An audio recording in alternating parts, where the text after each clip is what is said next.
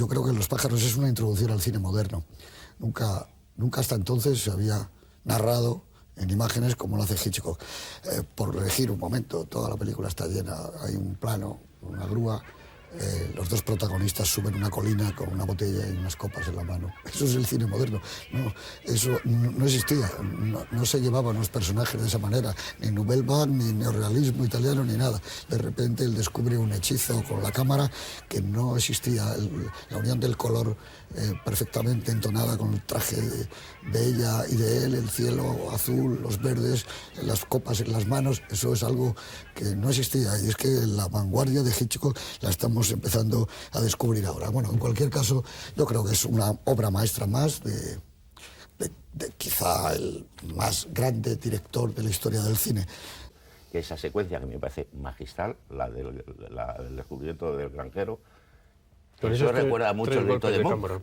Sí. Y recuerda mucho a los expresionistas, a los expresionistas alemanes y austriacos. Es que el diseñador de producción, Robert Boyle, dice que cuando le contó la historia de los pájaros pensó inmediatamente visualmente en el grito de Munch y lo estuvo presente a lo largo de toda la película. Por cierto, que no lo da, que es una de sus maravillas. Es decir, porque lo que le hace importante a esa secuencia es justamente que ese grito que va a darle terror absolutamente angustioso no lo da. Y la secuencia, yo creo que casi final, una de las secuencias finales en la que dice claramente que Mitch siempre hace lo que le da la gana, que yo creo que es bastante exacto concretamente. Pero para mí la película acaba de manera terrible porque ese objeto nada oscuro de deseo por parte de Hitchcock es la que sufre todos los embates en ese ataque de este, que es casi está planificado como una violación directamente, uno de los ítems casi constantes en el cine de Hitchcock, que está fascinado por los crímenes de Jack el Destripador, por las violaciones de mujeres, etcétera, etcétera. Pero yo creo que ese plano final de Melanie Daniels, que nunca ha tenido una madre, refugiada en el asiento trasero de su propio coche y sonriendo a una madre autocomplaciente, que es Jessica Tandy, que por fin tiene a todo el mundo reunido y que ha logrado superar la neurosis que le ha producido el ataque de los pájaros.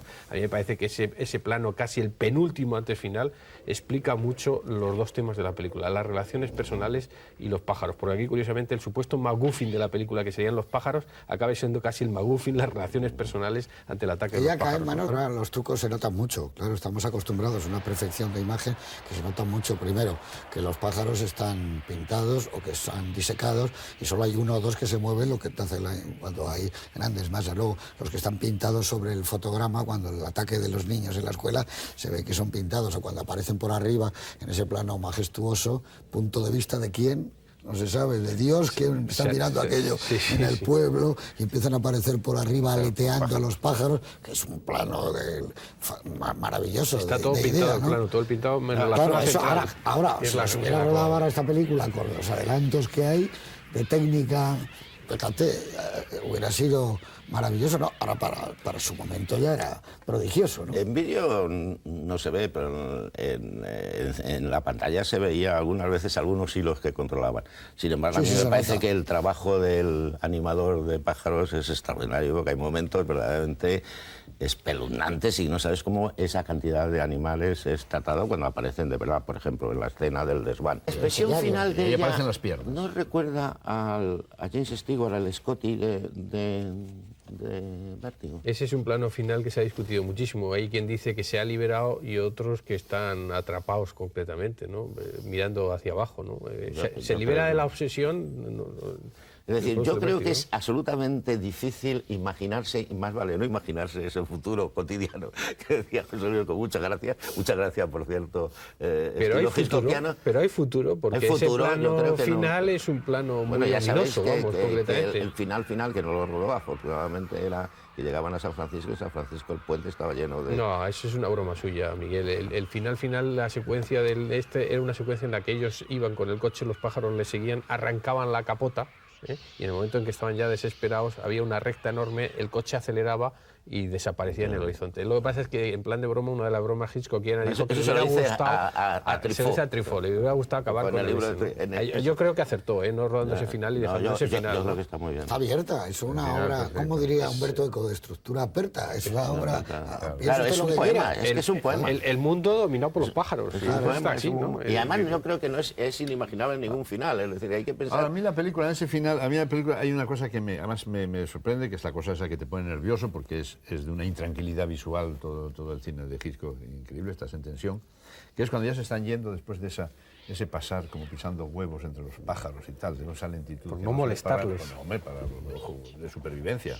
Es una manera de movilizarte para sobrevivir. Y entonces la niña, la hermanita pequeña, que yo detesto a los niños profundamente, la niñita pequeña, la hermanita que dice, papá, los pajaritos, los pajaritos, no han hecho nada. Que no han hecho nada y tal. Digo, ya la hemos fastidiado, la hemos fastidiado. Estás metido dentro de la tensión. En la tensión. Y resulta que, claro, que es la liberación, es lo que les apacigua, llevarse los pajaritos de ahí. No, yo creo que eso tiene mucho sentido. Porque esos pajaritos, ¿qué representan? Eduardo, no hay que explicar el símbolo, pues no lo tiene. Pero ¿qué están esos dos periquitos inmóviles, quietos ahí? Son los únicos domesticados que hay. No, Úrculo, además yo creo que es muy significativo en la película. ¿Por qué se los llevan? ¿Por qué no hacen nada los periquitos? Porque son inseparables, claro. Porque forman pareja, porque han resuelto su vida, porque frente a todo lo demás ellos no obedecen a las leyes, es decir, porque no se les oye, ¿no? No, porque son los únicos domesticados. Domesticar. No, pero ahí yo creo que los El único movimiento que hacen los periquitos, hacen los frailecillos estos, los gorriones, es en las curvas cuando hay un momento que va y en todos los periquitos esa cosa de humor, es un plano inolvidable en la cabeza. No se le olvida a nadie que haya visto esta película, ese plano que hacen los Ese es un plano absolutamente. ¿Cómo estará hecho eso? Esa es la de la gaviota. Fuera de cámara, le han dicho, mirar para acá, mirar para acá. Los dos. Mirar para acá. Debe ser mecánico. El entrenador, ¿no? Eso es el entrenador. Está hecho un plató y reproduce lo del acelerador. Bueno, ¿tu plano favorito? Bueno, yo tengo un plano, sin ningún género de dudas, que siempre me ha asombrado y que después de mirar muchas veces la película, yo creo que se confirma una vez que ves y lees alguna cosa más. Es casi el antepenúltimo plano, es el momento en el que Mitch abre la puerta de la casa para salir fuera. No hay puerta.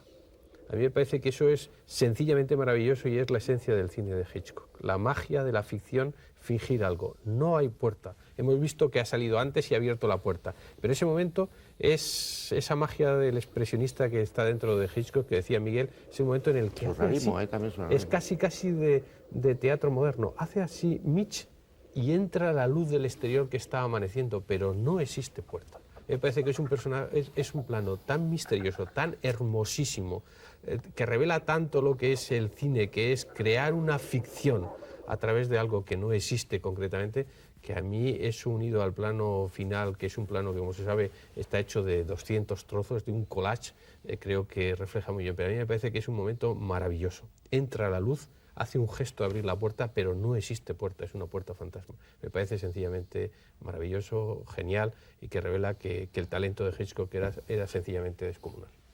Su plano, don Eduardo. No, pues eso que ha dicho Eduardo, claro, el plano ese es magnífico. Pero bueno, por no decir el mismo, el otro plano topicazo, el de los niños saliendo de esa escuela, de esa arquitectura, de esa escuela de madera, de esa casa.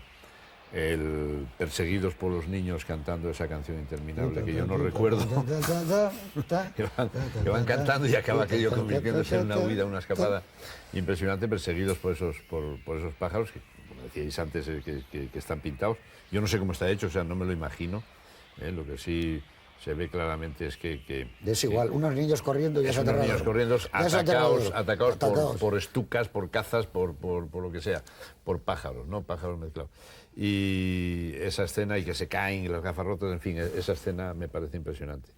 Y luego, cinematográficamente, otra escena que destacaría, ya como cine, al margen del mito que decía Miguel de la película, es la escena del bar, cómo se van reuniendo personajes, va apareciendo uno, va pasando otro segundo plano, viene la otra, la especialista en pájaros, habla con el conservador de pescados, aparece no sé qué, o sea, ese movimiento me parece absolutamente dando explicaciones, genial, ¿no? De la imposibilidad de que ocurra. De excelente teatro.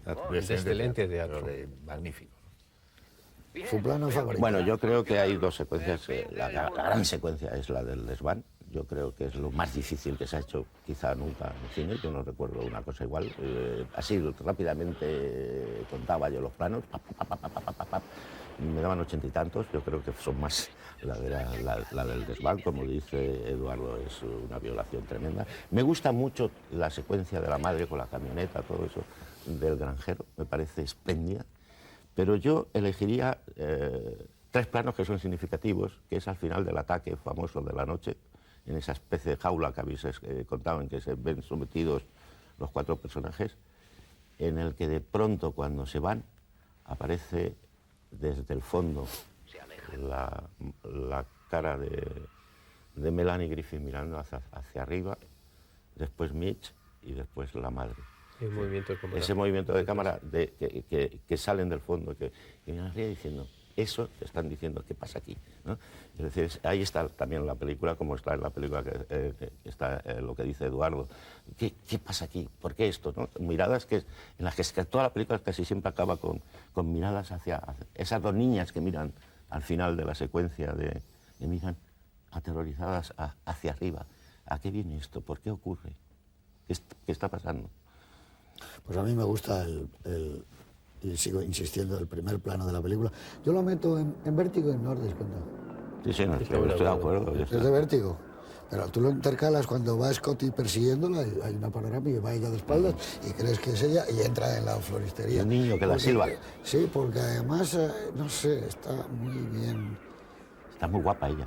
Pero hay otra cosa física de cómo mueve la... Porque el otro que tú dices, evidentemente está muy bien, pero ahí cuenta con su amigo Tomasini, el montador, ya lo ha hecho en Psicosis. Hay muchos planos, evidentemente. Es equivalente. Claro, hay muchos planos, pero aquí hay otras cosas que de repente, lo que decía un poco Eduardo, que te lleva más a Hooper, hay como...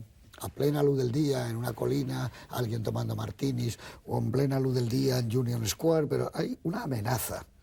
Pero que esa amenaza no la estás viendo porque es una cosa sórdida, la noche no tiene luna. Hay algo que dice, en cualquier momento te puede ocurrir algo en tu vida y a lo mejor la amenaza no es los pájaros. A ella le cambia la vida, a él también le va a cambiar. No se sabe muy bien qué ocurre con estas historias hitchcockianas de madres abandonadas por maridos que debían de ser, no sé, algo especial, pero...